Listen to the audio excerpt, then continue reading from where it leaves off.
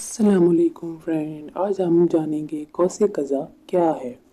بارش تھمے، بادل چھٹ جائیں اور سورج اپنا چمکتا دمکتا مکھڑا نکالے تو بعض اوقات اس کے بالکل سامنے آسمان پر ایک رنگین کمان سی بن جاتی ہے۔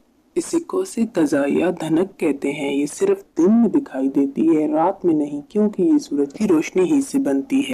سورج کی روشنی ظاہر میں سفید نظر آتی ہے، لیکن اصل میں اس کے اندر مختلف رنگ کی کرنیں ہوتی ہیں جو آپس میں گڈمڈ ہونے کی وجہ سے الگ الگ دکھائی نہیں دیتی۔ جب یہ کرنیں شیشے یا پانی میں گزرتی ہیں ٹیڑھی ہو کر الگ الگ ہو جاتی ہیں اور ہم ان کے رنگ جدا جدا دیکھ سکتے ہیں۔ اس بات کو اچھی طرح سمجھنے کے لیے ایک منشور لیجیے۔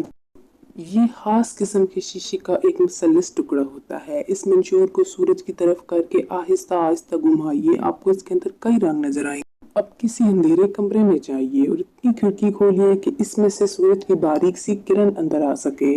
اس کرن کے سامنے ایک میز رکھیے اور میز پر سفید کاغذ منشور کو روشنی کے سامنے کر کے آہستہ آہستہ گھمائیے۔ کاغذ پر رنگین دھنک سی جلملاتی نظر آئے گی۔ بالکل اسی طرح آسمان پر دھنک پڑتی ہے۔ بارش تھمنے کے بعد ہوا میں پانی کے ننھے ننھے ذرے رہ جاتے ہیں۔ سورج کی کرنیں ان ذروں میں سے گزرتی ہیں تو ٹیڑھی ہو کر الگ ہو جاتی ہیں۔ مگر یہ تماشا تھوڑی دیر بعد ختم ہو جاتا ہے۔ کرنیں آپس میں گڈمڈ ہو جاتی ہیں اور رنگین کمان غائب ہو جاتی ہے۔ دھنک پڑنے کے لیے ضروری ہے کہ سورج یا تو عین مشرق میں یا عین مغرب میں، یعنی سورج کی شعاعیں پانی کے قطروں پہ تچھی ہوں۔